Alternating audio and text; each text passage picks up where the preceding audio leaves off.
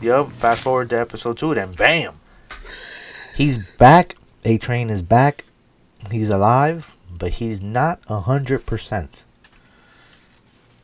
I think the episode 2 thing that got to me a little bit was Homelander's push for this kid. On his son. Yeah. But but this is also goes back to the fact that he's feeling he has no control of the Seven anymore, and he needs something to control. You know what I mean? Right. Episode 2 when he shows up and he's trying to. When he shows up and he has the chat with him, he's playing catch with him, he's lying about his father. Right. But then he like kind of opens up at the end of that episode. He's like, "Look, I never really had a dad." And I think it's because he tries, bro. But he tries, and when he repulses the human in him. That's why he's repulsed by it, bro. Like, he hates it. I think he's playing the same cards. He's being manipulative. He's like, "Look, I'm not reaching you, so I'm gonna tell you a truth about myself that's really painful." And here it is. Yeah, and that is a strategy. You know what I'm saying? Then, give somebody a weak ass truth, connect, right? Because then you're when you bring down your walls, right, and then you show them a little bit. You're not really bringing down your walls, but you're really just trying to trap this person. You know, you bring down a wall, but it's a false wall, right, bro? I have to tell you,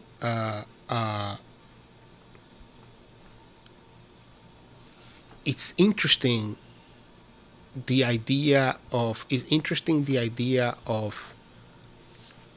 him trying to. You're right. Like, he has no control over the Seven, so he's trying as hard as he can to get control of anything, and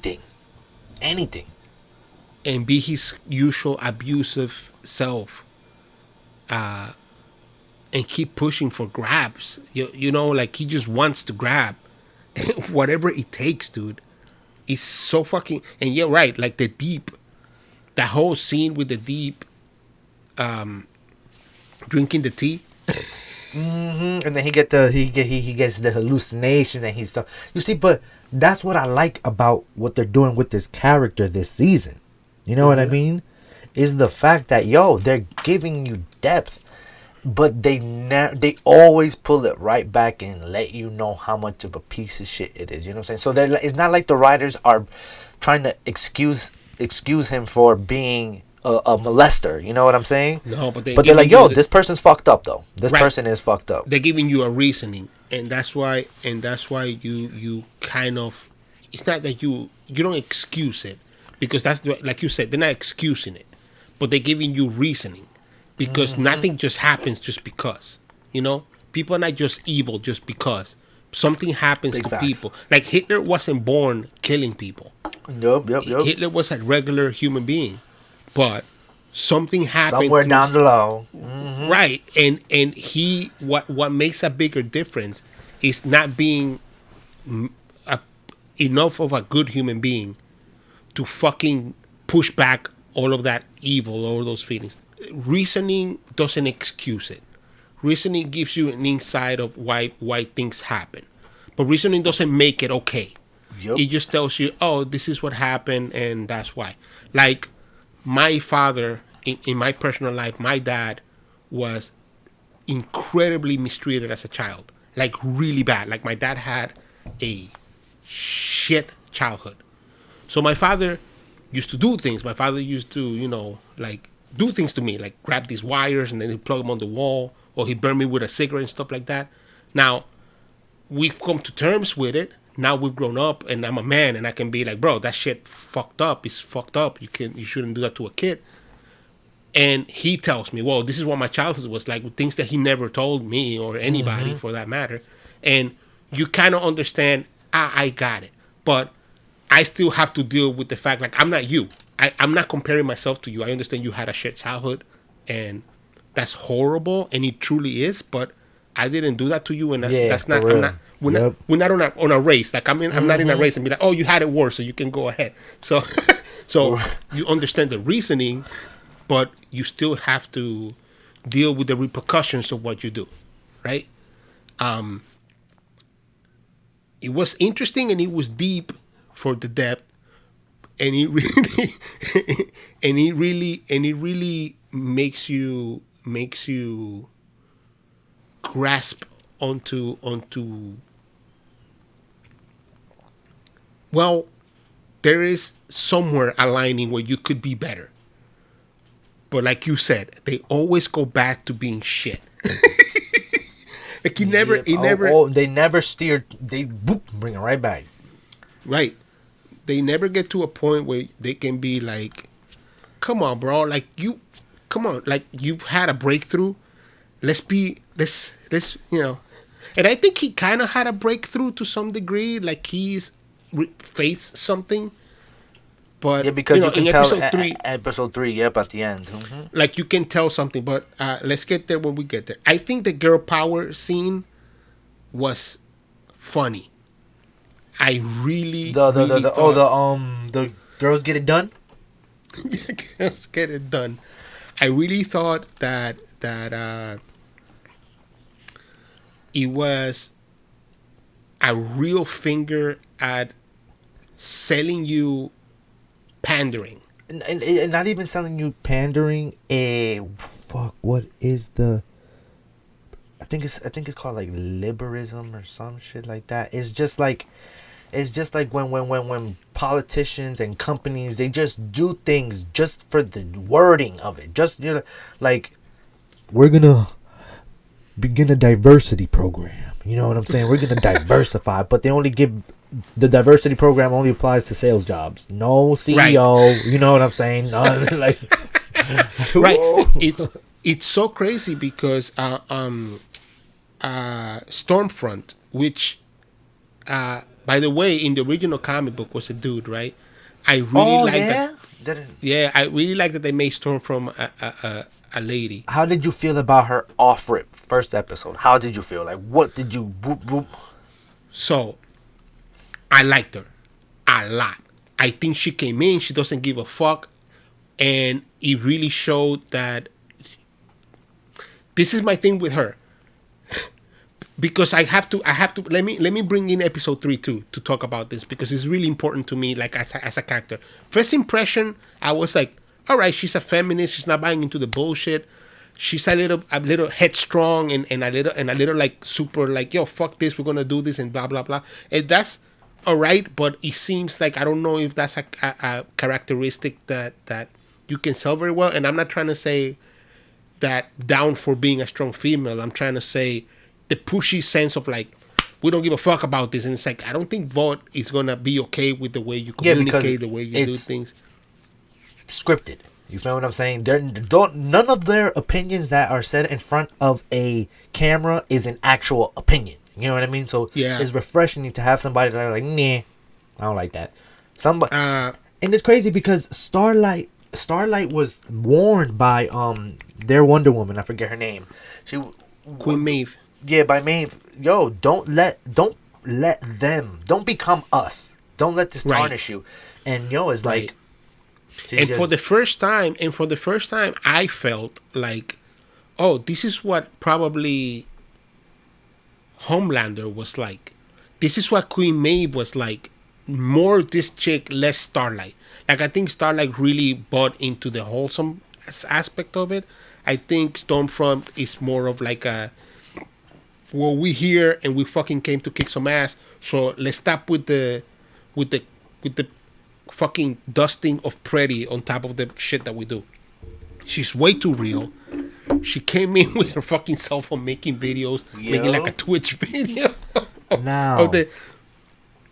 Now, that was very, very interesting. I like how they modernize these characters. You know what I'm saying? Like, you need somebody that's on social media. That's just the truth. You know what I'm saying? Everybody has that friend. Mm-hmm. You know what I mean? Like, I like that aspect of her character. You know what I mean? Like, she's very much like a today's person. You know what I mean? Like, absolutely.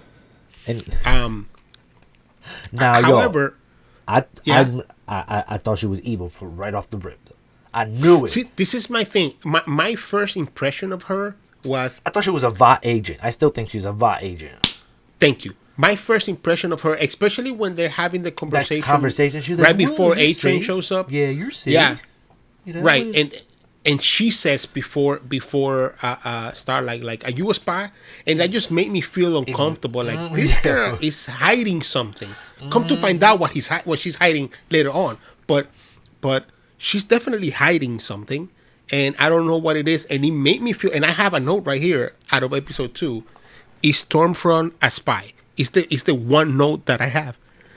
Yeah, no lie. That's exactly how I felt. I'm like, from when I saw her, I was just like, she's too into the, you know what I mean? Just too face forward. You know what I mean? I'm like, yeah.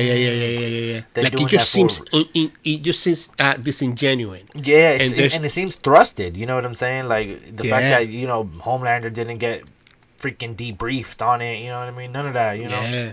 But that is part of the out with the old and in with the new. You know but also, I think that's more importantly something about Giancarlo Esposito being like, I don't need to check with you shit for because nothing. I'm the one that makes these decisions, not you. Like, this has nothing to do with your ass. We're a company, and you're an employee, and that's it. Stop thinking that you run the world. But what a dangerous thing to say to that guy, though. You know what I'm saying? Because that guy does think he's God. And I think that there is too much about that is dangerous. And his composure to Homelander is very alarming to me. Yeah. You know what I mean? And, it's cool. It's going to be fun to see who's behind Stormfront. You know what I'm saying? Yeah. She might be behind herself. Yeah, she might just, you know what I mean? Because let's get to her on episode 3 because that's going to be interesting. We'll circle back to this on episode 3 because it's going to be an interesting aspect of her that I think will be fun. But Queen Maeve and Elena, I have a problem with this.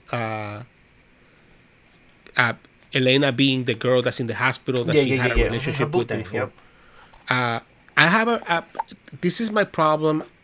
I don't feel true chemistry between those two women, the two actresses. I feel like, and it's not the fact that the lady playing Elena is playing her like, hey, I'm over you and I have some hate for you. Because even when you over somebody and you have some hate for them, you still love them somewhere. Like there's still that thing that pulls you through them, and I don't feel it with them. I also feel, and I'm sorry for being incredibly superficial, I also think Queen Maeve is way too hot for Elena, and I just mean that like I just don't think. I mean, and that shouldn't have said that. I just don't think that they match enough for me to be on screen. Their on-screen chemistry. It seems like they would have forgot about each other. It doesn't seem like it's so hot and steamy. Right. And I wrote here because this happened in season 1. Queen Maeve in this scene where she's talking to Elena when she's sitting with her, it seemed to me very clearly that that's what Starlight will become. Like that side of her, she's such a good actress. She shows like this side of her that's stripped down of all of these barriers too in this episode and being like, but is genuine compared to Homelander. You know what I'm saying? Like this is a genuine stripped down of emotion. She's actually worried and she actually like, nah, he will kill you. Like, nah, I've seen it. Nah, I just Like I don't think she thinks she can stop him either. She's afraid of him, dude. Bro, like, and that's another person. So it's the baby mom and the son held in terror. It's a Starlight. It's Deep. You know what I'm saying? It's a Ashley. It's Queen Maeve. You know what I'm saying? And not to mention Huey. You know what I mean? And Butcher. You know what I'm saying? Like that's already Butcher, been confirmed. On, you know what I mean? I don't think Butcher. I think Butcher is cognizant of how dangerous it is to play. Yeah, hell yeah, you can tell by because the way he approaches him in the 3rd episode. But I don't think he's afraid of him. I just think he understands. I have to be smart. about how I approach this motherfucker, but I fucking hate him. I don't think he has any fear, really, of the Homelander. I think he has a problem with, hey, you know, here's a thought, you know, because in this episode, the reason why in episode 1, Huey and Starlight were talking to each other is because they wanted to expose Void, and they wanted to get a sample of Compound V out to the media. Yep. To the media. And for 1 second when they were talking, I was thinking, oh man, the boys are gonna take Compound B. And I got so excited. Because I was like, oh, they're gonna level the playing field. See, in the comic book, they take a watered down version of it. So they're not. So they take it. So in the comic book, when in the show too, when they usually give the Compound B to these kids when they're born or very young, and a lot of them die because Compound B, you don't know what it's gonna do to the body, yep.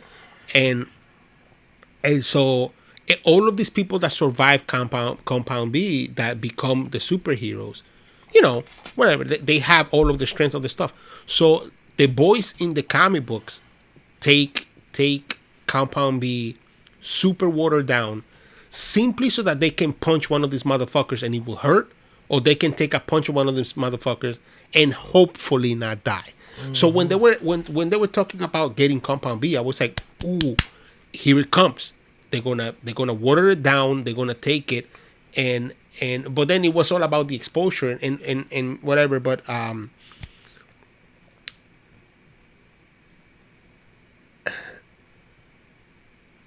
it's interesting to see when that happens. Do you think it's gonna get to a point where they will take some watered down? I think one of them is going to do it. I don't think the whole entire group will. I feel like I feel like 2 or 3 of them will. So Mother's Milk is called Mother's Milk in the comic books because his mom took Compound B, but his mom didn't get superpowers, but she survived it, right? So she was under watch the whole time. Nothing happened. So then she gave birth to Mother's Milk, and her breast milk gave him Compound B. So he drank her breast milk for a long time, like in a fucked up kind of way. And I don't know why they call him Mother's Milk in the show, because, you know, unless they're gonna pop off and say that he does that too in the show. But imagine it'd be like, imagine it's like a scene and he's like, damn, I didn't want to do it. He's like, what? You got a little baby bottle. I'm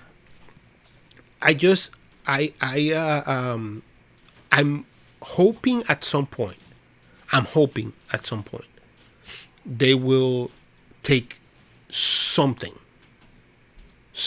You know what I'm saying? Level the playing field. Mm-hmm. Because again, when we get to episode 3, you kind of need that at some point, you know. So I'm gonna predict that the ending of this season is gonna be when they take some Compound B in some form, in some way, because their exposure of Vote did not destroy the company like they thought it would. Yeah, and that's something that. Let's get to episode 3. That's something that, because episode 3 is I like how, hopefully, are they releasing this 3 and 3, or are they doing 3 then 1 1 1 1? They did 3 and then 1 1 1 1 1. So that's how they're gonna do it. 3 then 1 1 1 1. Okay, that's cool. That's what's up. So that's cool. So we don't have to make an hour and a half show. Yeah. Every time. Yeah, I bet. All right. But the other thing that I have here for episode 2, the femme and her brother. You know, they were looking for this terrorist. Yo, quick question. When she, because, oh yeah, she doesn't speak at all, right? But she can write. I was about to say, because they had a computer there. I'm like, why the fuck doesn't she just type in her native language, and then hit Google Translate, and then they can all communicate. But whatever, I guess. You're right. Why didn't they do that? Right? Like, it was pissing me off because the computer was there in the scene, and it was that, to me, that would just be the logical thing. Because she understands some language. You know what I mean? Like, it's not like she doesn't know. She's Japanese. Yeah, she speaks Japanese. You know what I mean? So, whatever. But yeah, that was just. I'm getting tired of her not speaking. That's what it is. She's mute. Because I didn't know that. You know, until now. But she's not truly mute. That's what I'm saying. What is she? When they killed her parents, she stopped talking. It happens, bro. That happens in real life. Yeah, it's a trauma mute. Yeah, it's true. Yeah. Here's some problems I had with episode 2, though. And, you know, the thing about her and her brother that was fucked up, it was interesting, but it was fucked up that it was her brother. They had to fight each other. They fucked each other up a little bit by way of how to deal with it. But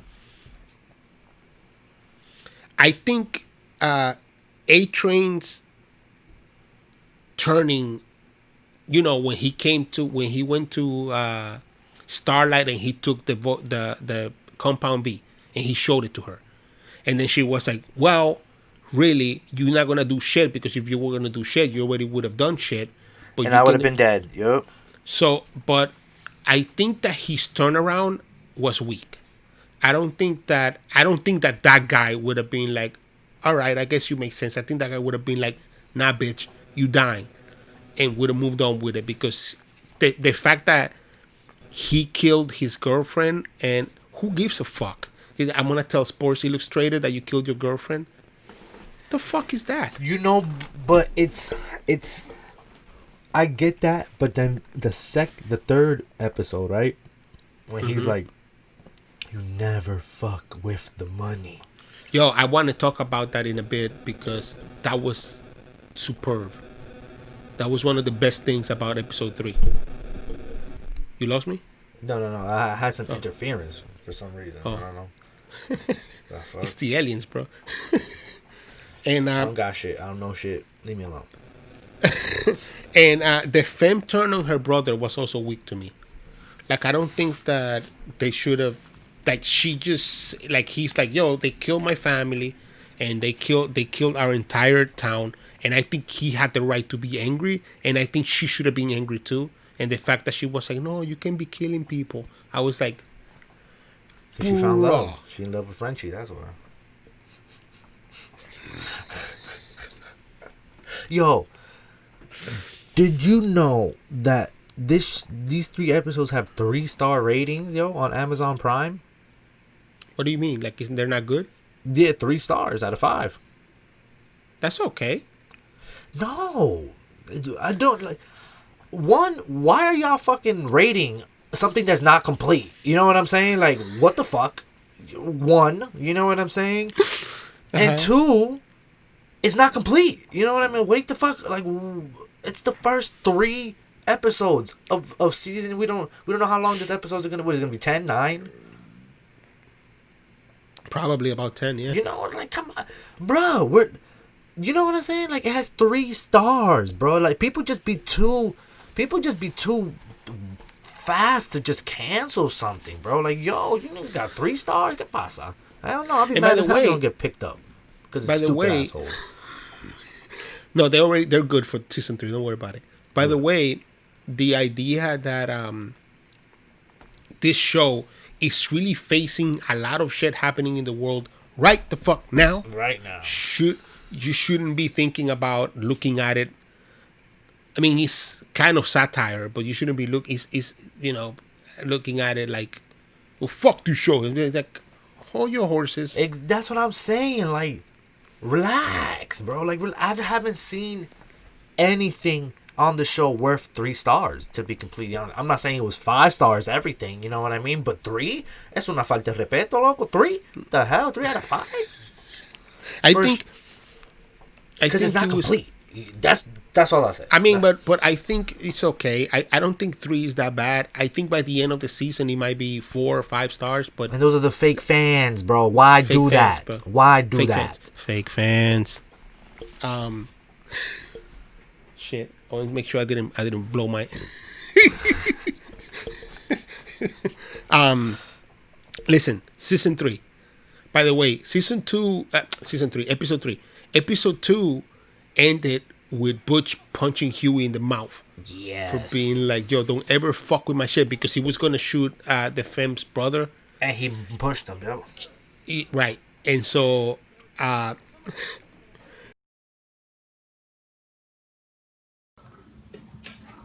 That's the end of the video, and bye. Don't forget to subscribe. That's it.